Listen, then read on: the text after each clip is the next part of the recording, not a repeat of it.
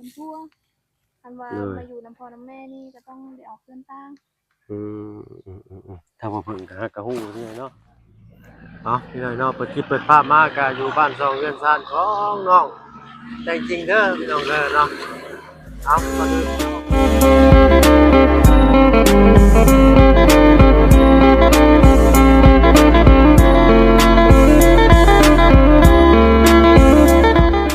น้องกับทักสบายดีเหนื่อยใจดีแล้วก็ FC เบิดทุกท่านที่เข้ามารับชมช่อง YouTube บ่เพิ่งเคยไลฟ์คือเก่าพี่น้อยเนาะเราว่าทั้งฝั่งไทยฝั่งลาวแล้วก็ทั้งฝั่งต่างประเทศยินดีต้อนรับเข้าสู่ช่อง YouTube บ่เพิ่งเคยไลฟ์เช่นเคยพี่น้อยเนาะมาหาน้องแต่จริงมื้อนี้เนาะน้องๆเพิ่นไปโรงเรียนเบิดเลยมา 8:00 นบ่ทันพี่น้อยเนาะเพื่อต่อคิวอาบน้ำนี่ก็บ่แม่นง่ายเนาะเอาจังได๋ก็พาไปเบิ่งทางห้องน้ำน้องกองมีนี่แหละกันพี่น้อยเนาะทางน้องใจดีน้องเลี้ยงน้องแต่งจริงเพิ่นไปโรงเรียนเบิดล่ะเอาเมื่อวานนี้ไปกดมันมากะยังบ่ทันได้กินซ้ำไปเลยนะกลับก่อนว่าซั่นซะเอาใช้ละบัดโอ้สร้างเพิ่นมาแล้วเนาะสวัสดีเด้อไอ้สร้างเด้อเด้อโอ้ผู้เดียวบ่ไอ้สร้างมื้อนี้สองผู้หนึงยังไปไสมาลำลังเนาะมาแต่บ้านได้สมุนบ้านสมุนเด้อเนาะคักอยู่เลยนี่พี่น้อยเนาะเพิ่นยังสิเทพื้นอีกบ่แม่นบ่โดยกินข้าวกินน้ำมาแล้วเนาะกินแล้วเด้อสังกะสีสั่งมาให้แล้วบ่สังกะสีบ่น่าสิมื้อนี้เพราะว่าทางแล้วมาอันเดียวน่ะถ้าว่าสังกะสีเราบ่ได้ใส่เลยตัดเอาได้บ่ถ้าว่ามันยาวเลยตัดเอานะถ้าว่านั้นเพราะว่าสังกะสีน้องมันก็ยาวมันบ่มีไฟเด้น้องจริงๆเพิ่นมีสังกะสีเก่าเนาะโอ้ยบ่เป็นหยังเพิ่นไว้เพิ่นเฮ็ดเขาเป็นข้าวไก่เพราะว่างบทั้งลุงเฮือเพิ่นพอแล้วเนาะทั้งลุงเฮือเพิ่นก็สิได้สั่งเข้ามาอยู่ดอกมื้อนี้นะว่าเราสั่งน้ำมันคนเวียดที่รับเหมานี่เนาะแม่นเอา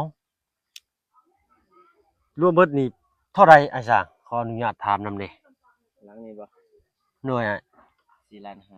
4,500,000แต่ค่าสร้างเนาะโดยอุปกรณ์เพิ่นซื้อเอง4,500,000แต่ค่าสร้างนี่เนาะมาตรฐานนี่ส่ำนี้น้อยเนาะแม่นบ่ทางนี้ประเทศ4,500,000เด้อพี่น้องเด้อค่าสร้างค่าไม้ค่ามือเพิ่นว่าซั่นซะไฟฟ้าก็บ่มีนี่ลำบากแน่หน่อยเนาะลำบากบัดสิตัดไม้ตัดหยังได้ซะเลื่อยแล้วเลื่อยมือเนาะโอ้แม่นแล้วพี่น้องเนาะถ้าว่าเพิ่นคิดนำก็บ่พอว่าสิเอาหยังตัดเลื่อยมือเพิ่นนั่นแหละงานก็สิช้าลงอีกหน่อยนึงเนาะบ่คือเลื่อยบ่คือวงเดือนเนาะจู้บาดเดียวขาดปุ๊ดโลดเอ้าเริ่มลงมือแต่มื้อใดก่อนไอ้เนี่ยวันที่21ที่21 22 23บ่มื้อนี้ที่20เนาะ20 21 22 23วานนี้บ่ได้มาเด้สำว่าเฮ็ด3มื้อพี่น้อยเนาะ2มื้อโอ้โดยหินทรายนี่กะว่าพอบ่อ้ายเหลือเนาะเหลือก็เอาไว้ให้น้องมาเทปะเละปะละเปดปาดไปแถวข้างหน้าเฮือนเพิ่นอะไรพี่น้อยเนาะบ่อนได้มันเปียกมันแฉะนะมื้อนี้มิดจิลีอยู่พี่น้อยเนาะบ่มีน้องๆเพิ่นไปโรงเรียนเบิดทางน้องก็มีก็คือยังบ่เห็นได้ยินเสียงอยู่เด้อะไรก็ได้เอาโอ้ไปเบิ่งหลุมอยู่ข้างล่างก่อนพี่น้อยเนาะเสียงไผได้ออกอยู่หลุมมันสิลุงเหิมบ่น่ะอึ๊บเกือบขาดอีกบ่แห้งอีกนี่โอ้ดูเดี๋ยวนะใช้คือได้ยินเสียงออกอยู่พุ่นโอ้ขากล้องหลุดว้าวพี่น้อยเนาะไปคักไปก็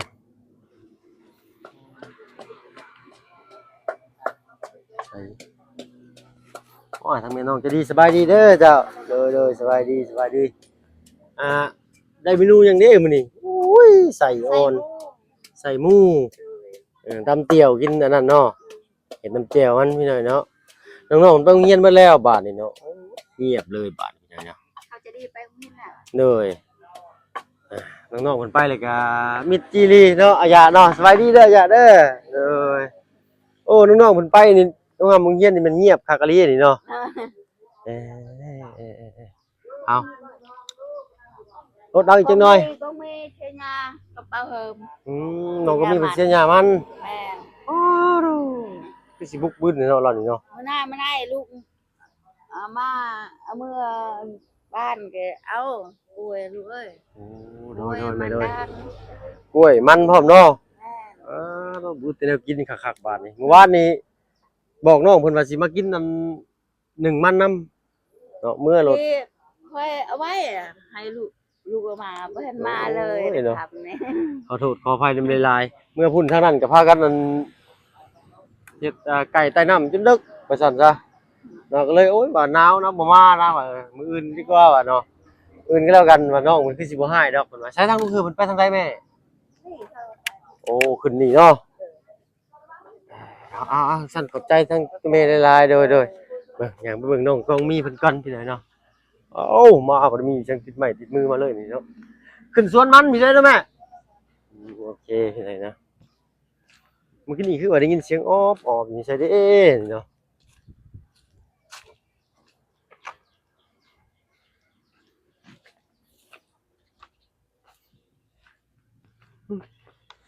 ใส่โอ้โตบ่ได้แม่นบ่ได้แม่นน้อยๆเด้อพี่น้อยเนาะอันบอนเพิ่นปลูกมันนี่ก็ป๊าโตแต่ว่ากว้างขวางขนาดเลยอ้าวโพดโพยินเสียงออบๆอยู่หั่นเดี๋ยว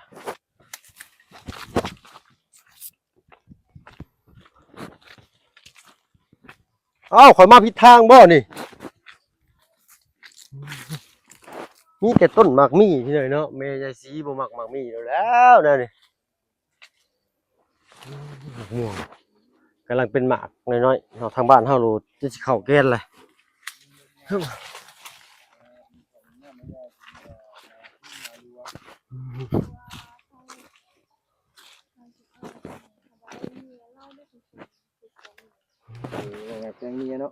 เห็นยังบัดนี้เห็นยัง โดยสบายดี สวัสดีทางลุงเฮิมทางน้องกองมีว่าคือว่าตะหมอบตอบข้าวสิคักแท้ล่ะ น้ำก็บ่ได้ถือมาอีหยังก็บ่ได้ถือมา โอ้ยข้าวเล่นมาพี่น้อยเนาะย่างบ่ทันน้องๆเพิ่นแฮงบ่ทันซ้ำสิทำเองได้มื้อนี้มันจันทร์ซะเนาะ เฮานี่ โอ้เขามา7:30นี่โหเนาะ แต่เราหันไปหาทางให้ ทางให้ทางสวนเนาะ ถ้าเราบ่ไหวเราก็หาเงินไปจ้างเขานี่ เออ เอ้ย แต่เมียเราอยู่ที่เฮือนเดียว เอาลูกเนาะ มันก็บ่ เฮ็ดคือกัน มันบ่แม่นว่าอันนี้ก็คือค เห็น น หม เฮา อเขาแม่อย่าหัวหั่นแต่ว่าเฮ็ดอะไรก็ผิดเฮ็ดอะไรก็ผิดเมียเขานี่ข่อยเฮ็ดผู้เดียวก็ยังผิดมาเฮือนให้ยิ้มซื่อๆนะบ่ได้เฮ็ดหยังหั่นแหละ ให้เจ้านะ พ่อต้องเลี้ยงน่ะ เออ เมียก็ยังปะอยู่ เมียป้าเราบ่หรือเราป้าเมีย เมียปะเรา เออ บัดนี้เมียเราก็ยักคืนแล้วอยู่แต่เราบ่เอาเลย อันว่าคนที่2นี่บ่แล้วอะไรคนที่2ได้อยู่ใช่ไหมคนบ้านไหน ใช่คนอยู่บ้านนี่เสียงใคร อ๋อวันที่ค่ายนะใช้บ้านอะไรเนาะนี่อยากคืนกลับมาอยู่น้องของน้องเลี้ยงนี่ก็มีบ่นะ มี เขาว่าผิดเด้อลุงชื่อเพิ่นบ่แม่นน้องเลี้ยงได ชื่อหยัง เลี้ยง เลี้ยง เลี้ยง ข้อยก็ว่าเลี้ยงนั่นแหละ เลี้ยงแต่เขาเอิ้นว่าเลี้ยง เออ ฟังผิดบ่เนาะลุงเนาะ น้องเลี้ยงเนาะว่าง่ายซะเนาะน้องเลี้ยง มันชื่อเลี้ยง แม่เราแต่ละเกิดมาบัดนี้แม่เราออกภายอยู่ภาย3-4มื้อนี่ อืม บัดนี้เราก็ปะเลี้ยงพอเฒ่าแม่เฒ่าเป็นคนเลี้ยงก็เลยตั้งชื่อว่าเลี้ยง ตั้งชื่อว่าเลี้ยงเลยเนาะ ชื่อเลี้ยงเล น้อง ย เลี้ยง เจ้าได้ซะคือว่ากองมีได้มาแนวใด จักใดยังเลี้ยงใด กองเลยมีบ่ กองมี คนแบบนี้เนี่ยคนแบบนี้แหละภายภาคหน้าไปบ่ได้ทุกข์เลยคนแบบนี้ โดยแม่นนั่นแหละ อีหลี เฮ็ดได้ เจ้านี่แหละ เฮ็ดขมึมมื้อนี้แล้วเราก็ได้ ดุมันแบบนี้เนี่ยจังได๋ก็บ่ทุกข์หน่อย ดูมันก็คือเฮ็ดมันนี่แหละบ่เห็นได้ยังสบายเฮ็ด ก็ ม่วน เอาเลยโอ้ยมาเอาหักเลยลุงเฮิมจะได้นี่ หลุดออกแล้วก็ได้บ่แม่นนะ โอ้หักเลยได้นี่ฮะโอ้ขอโทษขออภัยพี่น้องเนาะอ่ามันหักเลยลุงเอ้ยตายค่ะฮะปกติมันสิอยู่เด้นี่ได้แล้วก็ออกมาแล้ว สักก็มีแต่ว่าลุงไปเบิ่งเฮือนต้องอันน้องแต่งจริงก่อนได้อล่ะเด้อ เอาไป เพิ่นก็ว่า ไป เพิ่นไปท่าเด้อ โดยโตขมุมแต่เช้าๆแท้นี่ มึงก็บ่ได้ใส่ ถุงมือบ่มีบ่หรือว่าตั้งบ่ใส่เออได้จักแถวแล้วมื้อนี้ ก็เลยแถวหนึง โอ้หักลงมาเมื่อกี้เนาะ ลงมาที่ เลยเมื่อวานนี่ก็เข้าไปหาทางน้องมันน้องอีกก็น้องลาเนาะน้าสาวของน้องของมีน้องแต่งจริงเพิ่นเนาะแต่ว่าไม่คือสิบ่อยากได้ยินปานใดพี่น้องเนาะขอโทษขออภัยนำหลายๆคลิปออกมาแต่ละคลิปนี่บางคลิปก็บ่มีเสียงปะลุง FC เพิ่นคอมเมนต์ว่าโอ้พี่น้องเนาะถ้าว่าบ่เพิ่งเฮ็ดผิดพลาดประการใดก็กราบขอโทษขออภัยนำเด้อพี่น้องเด้อเนาะ บางทีเขาก็ง่ายคือแบบเลี้ยวเลยนะเนาะเพราะได้ตัดต่ออย่างมากมายมีก็เอาเอฟเฟกต์ใจหน่อยหนึงแล้วก็กั้นหน้าฉากแล้วก็ลงไปเลยเนาะเขาก็บ่ได้ไล่เบิ่งจนละเอียดถ้าเขาไปไล่จนละเอียดแบบนั้นน่ะโอ้บ่ทันกินพี่น้องเนาะขอโทรศัพท์เอาเพิ่งซ่ากว่าหมู่พี่น้องเนาะเอาวาสนาเพิ่งก็ได้ซำนี้แหละพี่น้องเนาะมันมีวิธีที่ดีกว่านี้บ่ล่ะอันเวลาเอาหญ้าออกจากอันนี้นะ นี่แล้วมีแต่ขาหญ้าใส่อันนั้น ขาหญ้าใส่ประเภทสุขภาพเนาะเคยใช้อยู่บ่ยาขาหญ้านี่ล่ะ เคยอยู่ เป็นแนวใด แต่เฮาบ่เคยเฮ็ด อืม จ้างเขา จ้างเพิ่นมาเฮ็ดให้เนาะ ตะกี้พอเรายังแข็งแรงอยู่เราเป็นคนขาหญ้า อืมเพิ่นคนตัวน้อยๆป้อมๆสิโอ้ยทันแฮงแท้พี่น้อยเนาะจักปีได้ล่ะพอเจ้าจุดได้บ่ ฮู้ บ่ฮู้ตาราง กระดาษ ตารางเลยเนาะ แต่เราฮู้ อืมแต่เอาแต่ทั้งทุกพ่อเพิ่นฮู้อยู่เนาะอยู่เนาะเอาอันนี้ก็มีแต่น้อยหนึงดอกเพิ่นเอาขึ้นมาในนี้ลงไปลุมพุ่นก็บ่มี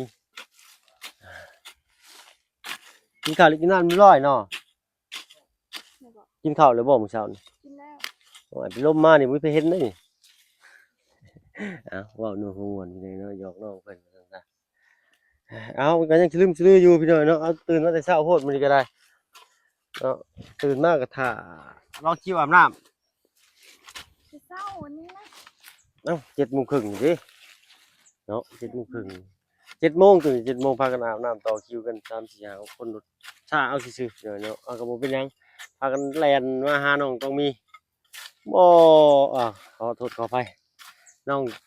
น้องๆทั้ง2ทั้ง3เพิ่นไปโรงเรียนพี่น้อยเนาะอยากพบเจ้าพ่อน้องเพิ่นอันนี้ก็พู้นแหละมีแต่ไปโรงเรียนเพิ่นพู้นแหล้วบัดนี้เนาะไปนี่จะอาจารย์ก็นักเรียนสิบ่ปบใช่บ่พี่น้อยเนาะน่าว่าเพิ่นยังคือโจรอยู่ซ้ำเนาะ โอ้ยเป็นเราคือโจร เอาเป็นได้1มันมื้อวานนี่อ้ายบ่ได้มาซ้ำ จักหยังจักหมอแม่ไว้ หญ้าแลกินโลดซุเจ้านั่นเนาะ อยู่ อ้ายโลดว่าเมื่อโลดพากันอันเฮ็ด แต่ว่าย่าง ไก่ใต้น้ำยังอยู่บ่โอ้เอาไว้ให้ จังแล้วเนาะ เอาไว้ให้อันทั้งอ้ายชายเพิ่นกินซะเนาะทางสิมาให้บ่ยากดอกไปหาขอกินข้าวแถวกลางบ้านมันดอกมันดงนี่ก็ได้แหละเนาะเจลมดอกเจลมดีไปว่าซั่นซะเอาพี่น้อยเนาะหวานจ้อยแล้วบ่น้อง1มันนี่หวานอยู่บ่เป็นอื่นเพลอเอาสมมุติว่าเนาะสมมุติเด้อน้องเด้อเนาะสมมุติว่าเจ้ามีผู้บ่าวมาจีบเนาะเจ้าสิมาอยู่บ้านผัวหรือว่าสิมาอยู่พี่ อยู่พี่ ได้บ่ แต่ว่าอยู่พี่ก็บ่ได้อยู่น้ำพ่อน้ำแม่เด้ ต้องออกเรือนต่างอีกอืม เอาปลุกใกล้ๆก็ได้ติเอาเงินต่างกันเนาะอื แต่ไปอมยู่เพื่อนตั้ง บัดถ้าเกิดว่าผู้ผู้หญิงไปอยู่นำผู้ชายได้สิต้องเอาเงินต่างบ่หรือว่าอยู่ในเฮือนนั่นเลย เพราะว่าอิงต้ามันนั่นยิ่งอยู่ผู้ชายอยู่เพื่อน มันมัน กันก็ มั ได้ นใหญ่ก็ได้เนาะอื แต่ว่าม คือเราน้องเราลายเราก็ต้องแยกกัน โอ้โดย คือลามต้องอยู่น้ำพ่อน้ำแม่อยู่แล้ว ผู้หลานะอืม คือแบบเฮานี่น้องสายล่าเฮาก็ต้องอยู่น้ำพ่อน้ำแม่ อืมทางบ้านอ้ายบัดโบเกี่ยวได้นะแล้วแต่ทั้งสองฝ่ายเพิ่นว่าสิไปอยู่ทางใดเนาะในสุดแล้วแต่เพิ่นบ่เกี่ยวว่าสิเจ้าเป็นผู้นั้นผู้นี้ลูกคนที่เท่านี้บ่แม่นเนาะ คือพี่น้องล่าเฮาก็คือกันคันว่าบ่อยากอยู่น้ำพ่อน้ำแม่เพิ่นออกเดินต่างก็ได้ อืม แต่ว่าพ่อแม่ก็เพราะว่า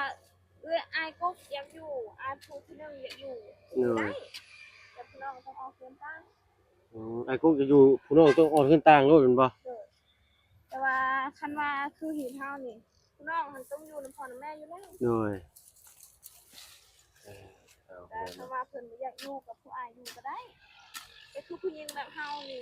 บ่ได้อยู่บ่ได้ อยู่บ่ได้เลย อยู่บ่ได้เลย ต้องไปอันออกเฮือนใหม่อย่างเดียว คือการหมดคนละเทิงเฮา โดยน้องโดย ลูกผู้หญิงอยู่น้ำพ่อน้ำแม่บ่ได้ คือเป็นจังซั่นเนาะ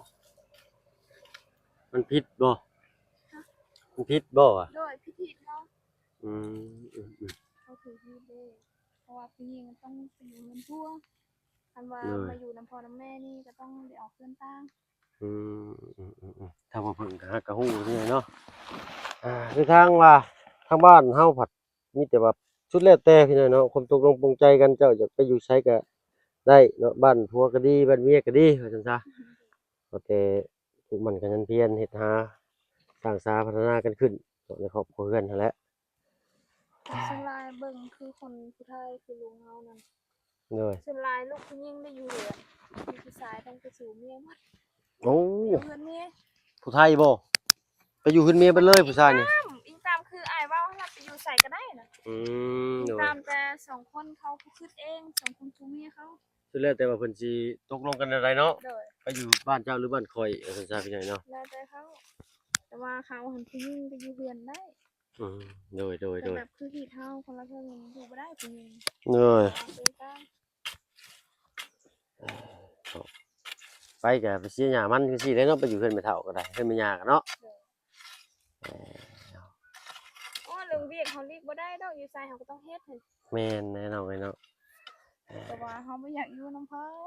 อยากอยู่นี่ อยากอยู่น้ำพ่อแม่เนาะเพิ่นเลี้ยงเฮามาเฮาก็อยากเลี้ยงเพิ่นบัดนี้เนาะโอ้ดีเลยเนาะเนาะถ้าบ่เพิ่นก็ยังอยากกันทางอ้ายนี่ก็ยังอยากมาอยู่น้ำพ่อแม่ แต่บ่แม่นเนาะเฮาว่าบ่อยากอยู่น้ำเขาแล้วรังเกียจพ่อแม่เขาบ่แม่น บ่แม่น แล้วเขาอยากเอาพ่อแม่เขามาอยู่น้ำก็ได้ อืม เท่านั้น มันอยู่คนเดียวกันเลยกับอันพ่อแม่เจ้านี้ บ่พ่อแม่เขาบ่ได้อยู่น้ำแต่คันว่าอยากเบิ่งอยากแย่งก็เบิ่งแย่งต่างเฮือนนั่นแหละหั่นถ้าว่าอยากซอยหยังมีหยังให้ก็ให้ เลย อยู่เฮือนเดียวกันบ่ได้ โอ้ยากเปลี่ยนไปเลยเนาะ เนี่ย ยากตัวนี้ยากยอมรับว่ายากเลยได้ ถ้าเราไปอยู่นํกันแบบเพื่อนติดกันอันนี้เบิ่งแย่งกันได้เห็น เอ ซ อ อยหยังก็ซอยได้แต่ว่าอยู่นํกันอยู่บ่ได้ เอาเนาะถ้าว่าเพิ่นก็คิดว่าอยากมาอยู่บ้านน้ำพ่อน้ำแม่อะไรไปหน่อยเนาะแต่ว่าเฮาเพิ่นว่าสู่ขอหรือว่าแต่งเป็นเคยฝากเคยสู่กันนะพี่น้อยเนาะก็เลยได้อยู่พุ่น แต่แบบว่าสมมุติคันเจ็บไข้มาแล้วเฮาเบิ่งแย่งได้เห็น เลย แบบนั้นแต่เฮาอยู่แบบเพื่อนเดียวกันมันอยู่บ่ได้ อืม มันก็ได้คือกันแบบพ่อแม่เฮานี่ต้องลงจากเฮือนเราแล้วมาอยู่เฮือนเฮาได้นั่นน่ะ ลงจากเฮือนใหญ่ลงมาอยู่เฮือนล่าง โดยได้ เอ้า แต่ว่าให้เฮานี่มาอยู่เฮือนเราเพราะว่าเฮือนเรามีหีบมันอยู่บ่ได้ อืม มีเด้ แฮงสับสนเข้าไปกันใหญ่เลยพี่น้อยเนาะเบาเพิ่นว่า สมมุติว่าคันน้อ อาง ก็ ชา เข้าย ใจ เรา คร่าวๆอยู่พี่น้อยเนาะ เรามีเมียเนาะ เหนื่อย มีเมียแล้วบัดนี้พ่อกับแม่บ่อยากอยู่นํเรา เหนื่อย พ่อแม่ก็ต้องลงจากเฮือนใหญ่นั้นมาอ เหนื่ ยู่ อย นํเฮาบัดนี้มันได้นั่นน่ะ อืม แต่ว่าให้เฮาไปอยู่นํเราบ่ได้ เหนื่อยโอเคพี่น้อยเนาะก็ประมาณนี้เนาะเพิ่นว่าอ้าวไปฟังเข้าใจแล้วก็คอมเมนต์มาบอกเด้อพี่น้อยเนาะข่อยเว้าเรื่องญาติโกโหติการปู่สังกษาญาสังกะสีนี่แล้วเลยพี่น้อยเนาะบ่ฮู้เลยไผเป็นน้าเป็นอาเป็นน้าสาวน้าบ่าวอ้าวอาเนี่ยบ่ฮู้เลยบ่เพิ่งนี่ อายุหลายกว่าหน่อยหนึงเอิ้นอ้ายเอิ้นเอื้อยเนาะเอานอกนี้ข้าวนำก็เอิ้นป้าเอิ้นลุงต่ำให้เอิ้นลุงสูงให้เอิ้นป้าเพิ่นว่าแม่นบ่พี่น้องมาเบิ่งเว้าถูกอยู่บ่ เอาเงียบเหงาเนาะมื้อนี้เนาะน้องๆทั้งสามเพิ่นไปโรงเรียน ไปเรียนแล้ว เหงาบ่เจ้าก็ได้ เอ้า เหงาเนาะโอ้ยเนาะเอาจักรต้นหญ้ามาตัดเอาบ่ได้บ่นี่มันบ่ได้ดอกเนาะอืมเอาเสียมเสียเอาดีกว่าพี่น้องเนาะหรือว่าเอาเป็นผ้าแล้วมาซับปกขูดจืดก็ได้ติเอเอาเนาะ แต่มันสิปรุงไว้ มีปรุงไหม ปรุงไว้ เอาเสียมกันเนี่ยทอดรากทอนโคนเลยเนาะ เด้อ แม่นผมน้องเพิ่นได้นี่พี่น้อย ปรุ เนาะ งไหมก็นี่ยามฝนตกนี่ปรุงหลาย หญ้านี่ได้ เด้อ เอ้าคันซั่นเนาะเว้ากันหลายยายกันห่างสำหรับคลิปนี้บ่าวเพิ่งและน้องก็มีก็สิขอตัวลำลาก่อนพี่น้อยเนาะอยู่ดีมีแรงเบิดสุขทุกคนไปแล้วน้องสบายดีจ้ะโดยฮึบมาพี่น้อยเนาะอุ้ยปลาหมักนัดแล้วเนาะกล้วยไข่กล้วยหอมโอ้โธ่มื้อสิมื้อมาตัดเอาเด้อลูกเพิ่นว่าเนาะทางอายะก็ได้เอ้าเนาะก็วันนี้ก็ทางลุงเฮิมเบาบุญสารวัตรแล้วก็ทางอาจารย์ลาวทางบ่าวเพิ่งเคยละเข้ามาเบิ่งเวียกงานเนาะขั้นตอนใดขั้นตอนใดแล้วเนาะนี่แต่ทางลุงเฮิมเพิ่นสิได้สั่งอันว่าแผ่นลูซิ่งนั่นแหละบัดนี้เด้อเนาะเอารุ่นเบิ่งกันโดยเอาขอบใจเจ้าเอ้าไม่ก็สิหลุดอีกแล้วอันขอโทษขออภัยขากล้องนี่ก็ได้โอ้แต่เป็นพี่ช่างหลุดออกเลยเนาะสำหรับคลิปนี้ไปแล้วพี่น้องเนาะยินดีมีแรงเบิดทุกคนที่เข้ามาชมช่อง YouTube บ่าวเพิ่งเคยละอีกคือเก่าพี่น้องเนาะสำหรับคลิปนี้ไปแล้วพี่น้องสำบายดีเจ้า